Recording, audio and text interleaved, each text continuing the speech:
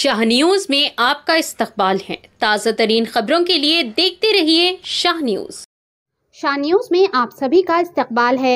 झूठ और फरेब पिछली हुकूमतों का एजेंडा था। एमएलए श्री यनम श्रीनिवास रेड्डी।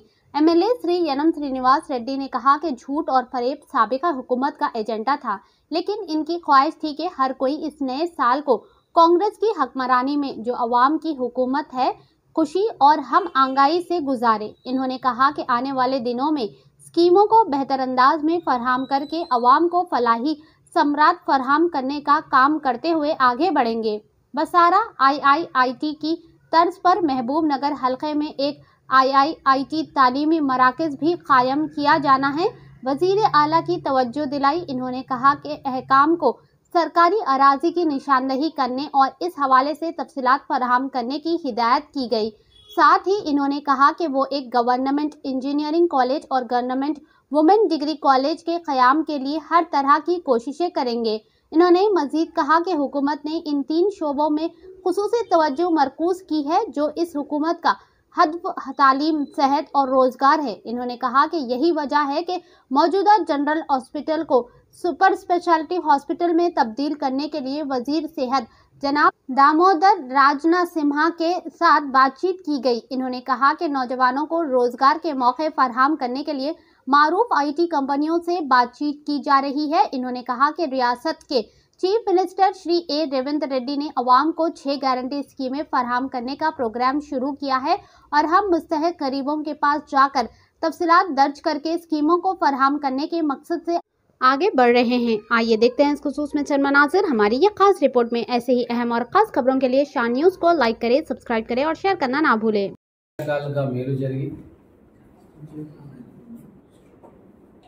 ప్రభుత్వం పేద ప్రజలకు ఎమ్మెల్యేగా ఎన్నికైన తర్వాత శాలువాలు, బొకేలు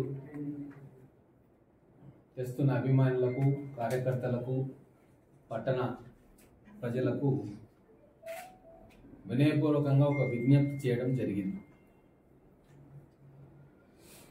బొకేలు, శాలువాలు ఉపయోగపడవు. అదే నోటు పుస్తకాలు, పిల్లలు చదువుకునే పుస్తకాలు ఇస్తే పేద పిల్లలకు ఉపయోగపడుతుంది, వాళ్ళందరికీ ఇవ్వచ్చు అని చెప్తే చాలామంది నన్ను కలవడానికి వచ్చిన వాళ్ళు పుస్తకాలు ఇవ్వడం ప్రారంభించింది. కొన్ని వేల పుస్తకాలు ఈరోజు పట్టణ ప్రజలు నన్ను కలవడానికి వచ్చి ఇచ్చారు. అలాగే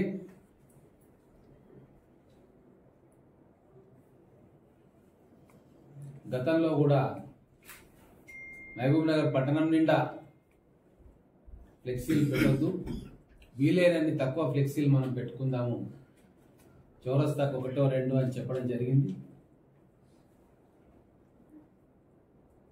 చాలా వరకు ఫ్లెక్సీలు పెట్టడం కూడా తగ్గిపోయింది.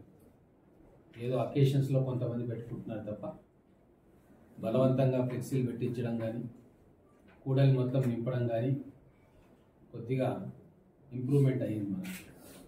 అయితే ఇంకొక విజ్ఞప్తి నేను ఏం చేయదలుచుకున్న మిత్రులకు, కార్యకర్తలకు, నాయకులకు, శ్రేయోభిలాషులకు, సింపథైజర్స్కి, దయచేసి రేపు నా పుట్టినరోజు, దయచేసి డబ్బులు ఖర్చు పెట్టకండి.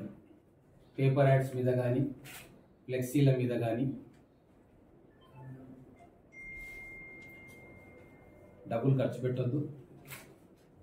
నిజంగా ఏదైనా చేయాలనుకుంటే ఏదైనా నోట్బుక్స్ అవి తెచ్చి మా క్యాంప్ క్యారియర్లో ఇవ్వమని చెప్తాము. ఇప్పటి వరకు కొన్ని వందల పుస్తకాలు వచ్చినాయి. సంక్రాంతి సెలవుల తర్వాత మన నియోజకవర్గంలో ఉన్న ప్రతి విద్యార్థికి కూడా నియోజకవర్గ ప్రజల కానుకగా ఈ పుస్తకాలు మళ్ళీ ఆ పేద విద్యార్థులకు ఇవ్వబోతా ఉన్నాం. కాబట్టి అపీల్ చేయడానికి ఈ ప్రెస్ మీట్ నేను పెడతా ఉన్నాను. మా ప్రభుత్వం ప్రాధాన్యత కూడా విద్య, వైద్యం.